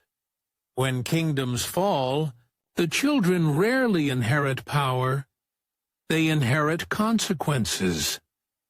If they're lucky, they get exile. If they're unlucky, they get the tower, and if they're very, very unlucky, they get remembered by historians who use them as bedtime stories. But we're not done yet, because some royal children didn't vanish quietly. Some knew lives, and ended up becoming living ghosts, haunting history with half-remembered titles and suspiciously familiar claims. How did medieval people really go to the bathroom? Hey everyone, tonight we're drifting back, slowly, and hopefully not too vividly, to the Middle Ages. A world of stone castles, thick wool tunics, and personal hygiene standards that would make a modern plumber weep. So, get comfortable, dim the lights, maybe pull the blankets up to your chin, because tonight we're going to talk about something that rarely makes it into the history books, yet quite literally shaped the daily life of everyone from peasants to kings. Yes, tonight's story is all about medieval bathrooms, or, to be more accurate, the general lack of them. Let's start, gently, with the obvious. People in the Middle Ages went to the bathroom. Not an especially shocking revelation, but it's surprisingly easy to forget when reading about crusades, coronations, and medieval banquets that all those people, in their layers of brocade and velvet, were still human, and humans, even royal ones, still have needs. The difference is that, unlike us, they didn't have porcelain, plumbing, or scented candles. Instead, they had something far more humble, far more chaotic, and, occasionally, far more public. The general picture. Nature's Call. 14th century edition. If you lived in a medieval town, the simplest answer to, "Where did you go?" was outside. Courtyards, alleys, riverbanks, and open ditches all served their purposes. Towns weren't exactly designed with privacy in mind, and medieval sanitation was, let's say, minimal. There were no municipal toilets, no neat little cubicles with hand dryers. Instead, you might find a public privy, a small shed built over a pit, used by dozens of people every day, often emptied by men with the world's worst job title, gong farmers. Yes, gong was a medieval word for excrement, so a gong farmer was, in essence, a professional poop collector. Their job was to climb into cesspits, sometimes 10 feet deep, and shovel out what centuries of medieval digestion had produced. They worked mostly at night, both for discretion and because the stench in the heat of day could reportedly make a grown man weep. It's not glamorous, but someone had to do it. Peasants. Going wherever nature willed. For peasants living in the countryside, things were simpler. You didn't need to worry about a cesspit. You had fields, woods, and, occasionally, a bucket. If you were lucky, your home might have a small outhouse, a wooden box with a hole in a plank leading down to a shallow pit. If you were unlucky, you had to make do with the nearest hedge. In some places, manure was actually valuable. Farmers used it as fertilizer, and yes, that sometimes included human waste. It wasn't ideal, but it did make for healthy crops. There's a dark kind of logic to it. In a world where nothing went to waste, even waste didn't go to waste. Town life, chamber pots, and windows. But what about people who lived in towns? They couldn't exactly wander into the woods, so they brought the outdoors indoors. Enter the chamber pot, the unsung hero of medieval life. These little ceramic or pewter bowls were kept under beds or in corners, ready for emergencies. When full, they were emptied. Well, wherever seemed most convenient, which was usually out the window. If you think that sounds unsanitary, you're absolutely right. It was customary in some cities to shout, "Garde lo! Watch out for the water," before tossing it into the street below. A nice warning, but not much comfort if you happen to be walking by at the wrong moment. Imagine being a medieval pedestrian, navigating muddy roads, horse droppings, and the occasional airborne surprise from a second-story window. There's a reason medieval shoes were sturdy. Monks and nuns. Divine discipline. Questionable plumbing now.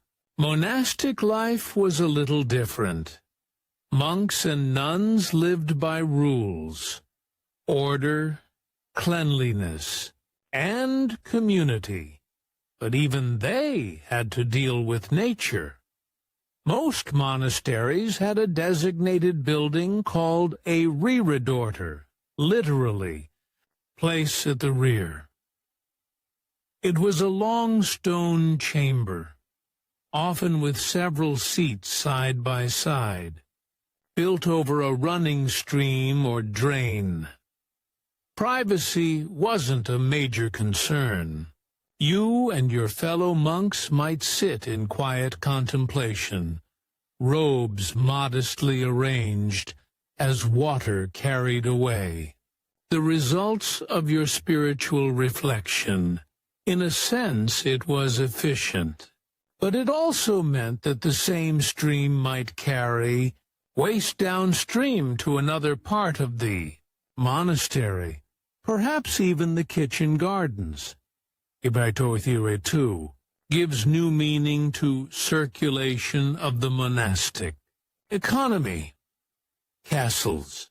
Toilets fit for a king. Sort of. When someone walking into a pig trough.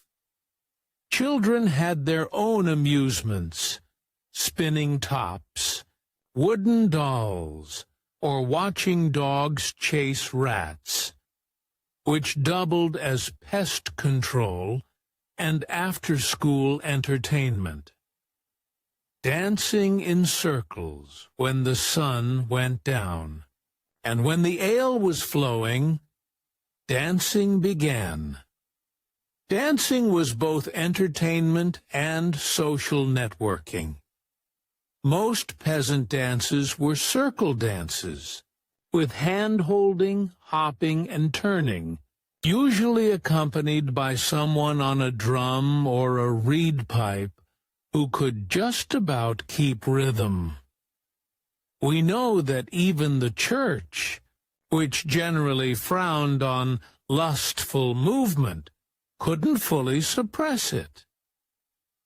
In one 14th century sermon, a priest laments that young men and women dance hand in hand, with laughter, touching bodies and souls alike, which sounds kind of lovely and occasionally scandalous. Village dances were also prime flirting territory. If you wanted to meet someone, you didn't swipe right. You waited until St. John's Eve, drank 3 mugs of ale, and joined a circle dance around a bonfire. Romance was possible. So were sprained ankles, singing, storytelling, and gossip. When people were too tired to dance or too broke to afford ale, they entertained each other with stories. Every village had its storytellers. Sometimes it was the local priest, who couldn't resist a moralizing tale. Other times it was an old soldier, or a woman known for her uncanny memory and enthusiasm for gossip.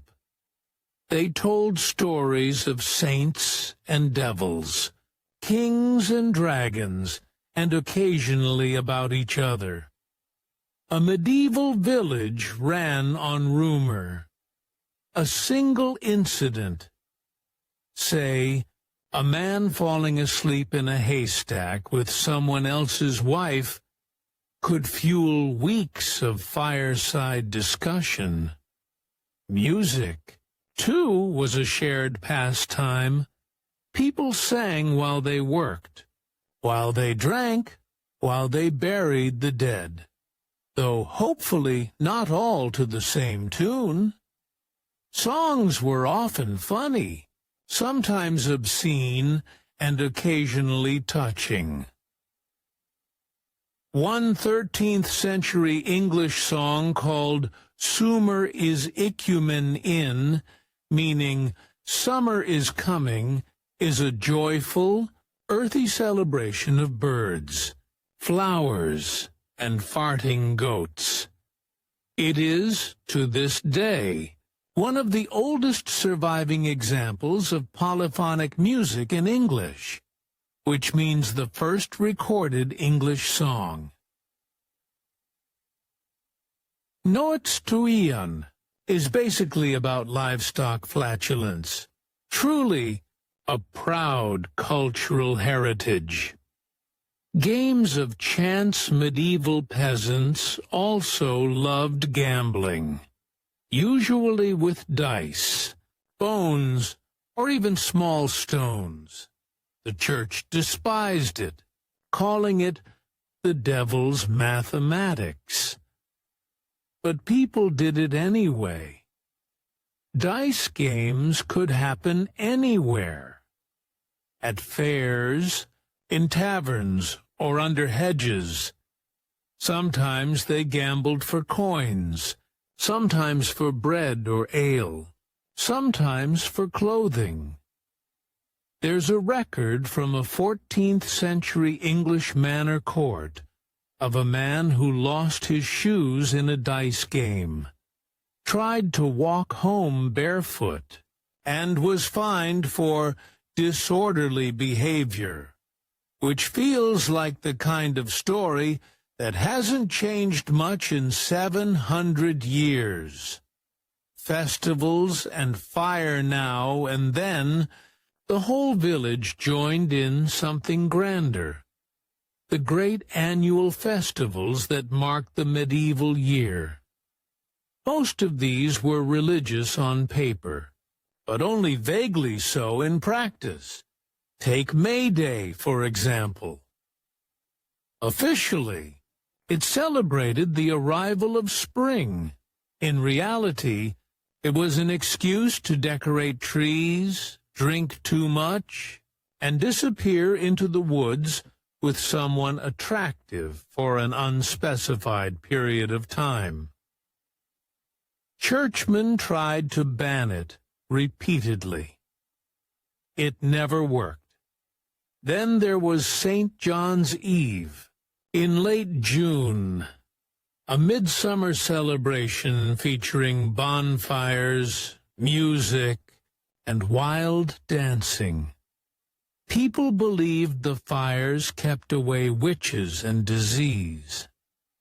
They also roasted meat, sang songs, and occasionally leapt over the flames, which sounds festive, but also slightly Darwinian. Other celebrations were even stranger. During the Feast of the Ass, villagers would dress up a donkey, parade it through town, and sing hymns to it. It was meant to honor the biblical donkey that carried the Virgin Mary. But, as you might guess, the spectacle often drifted into farce.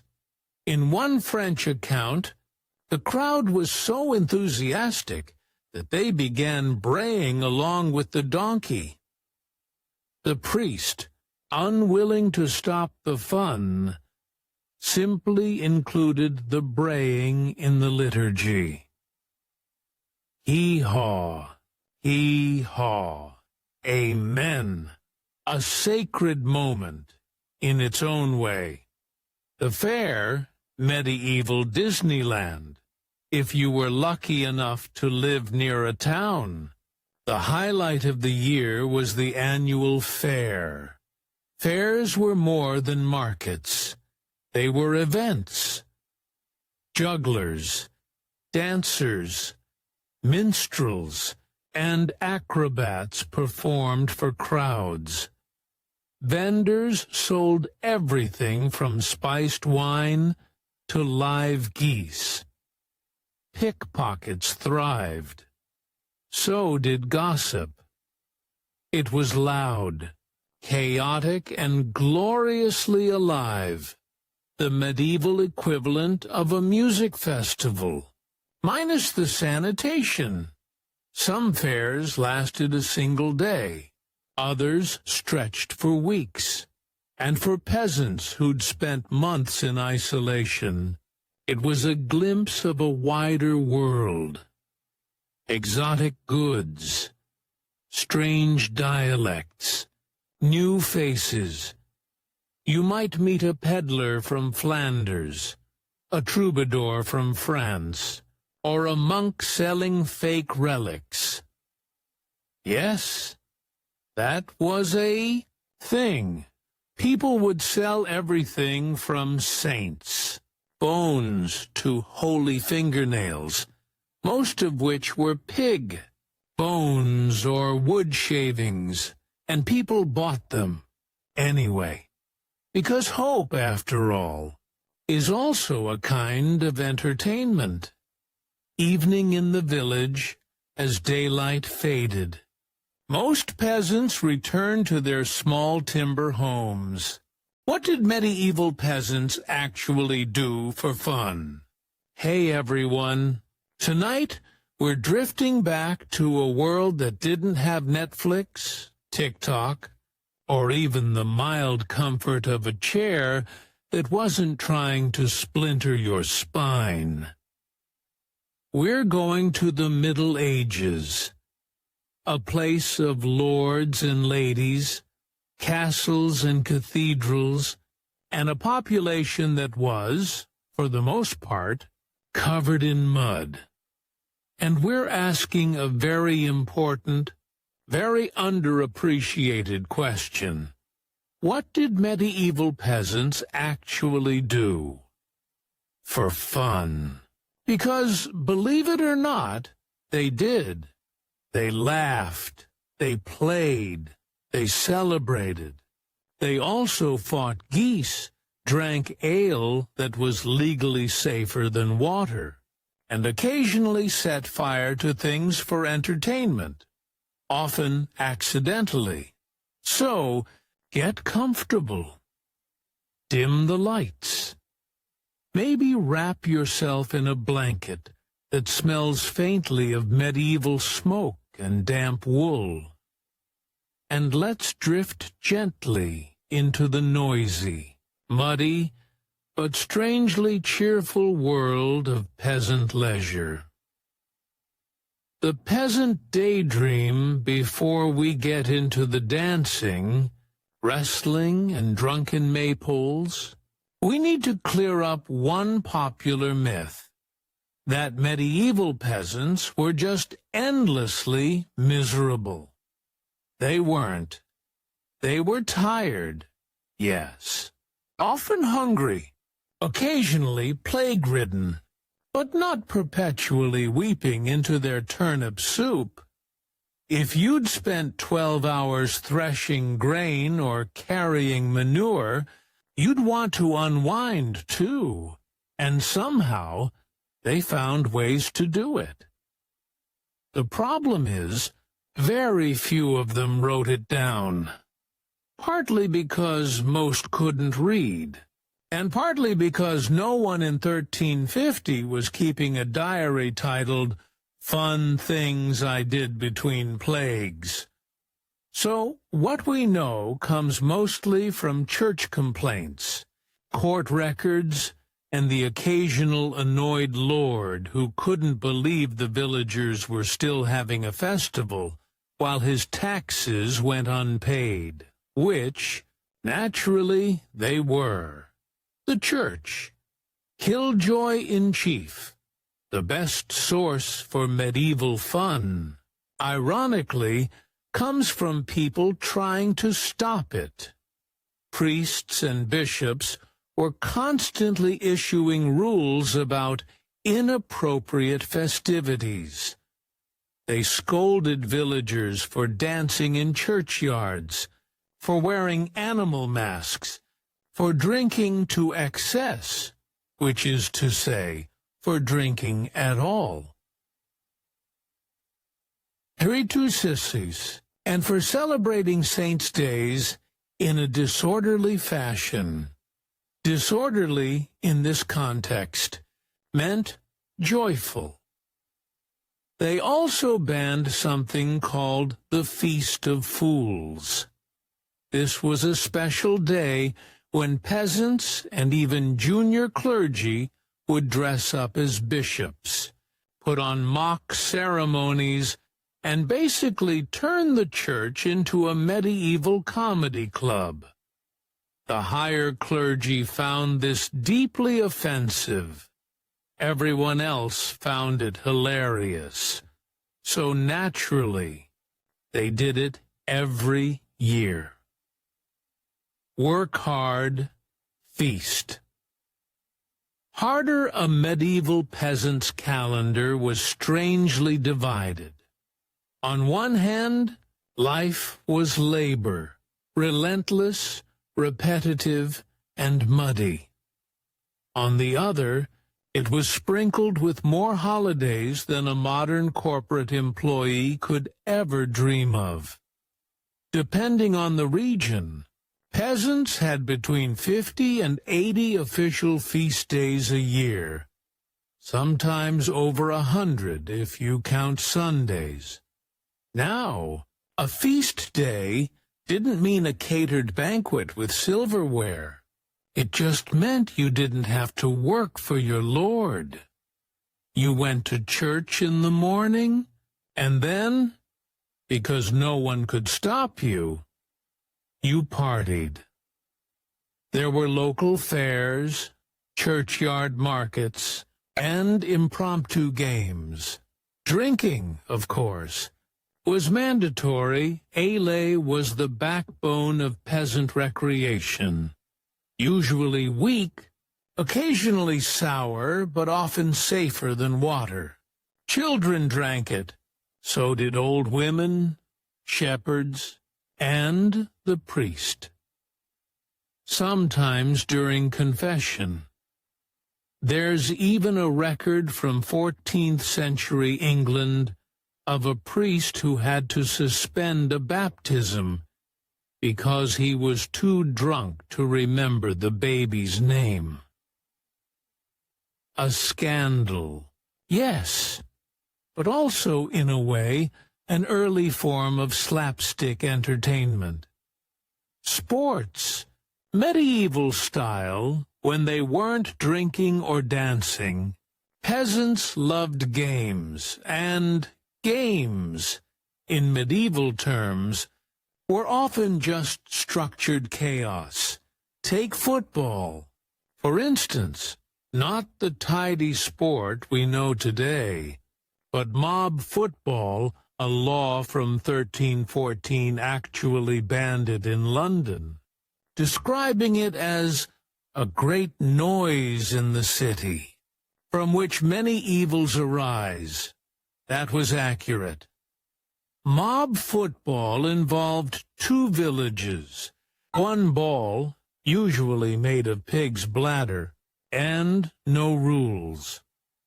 The goals could be half a mile apart, and the match might involve a few hundred people. There were no teams, no referees, and a flexible understanding of bodily safety. It was the medieval equivalent of a group therapy session conducted entirely with elbows. Other games were gentler.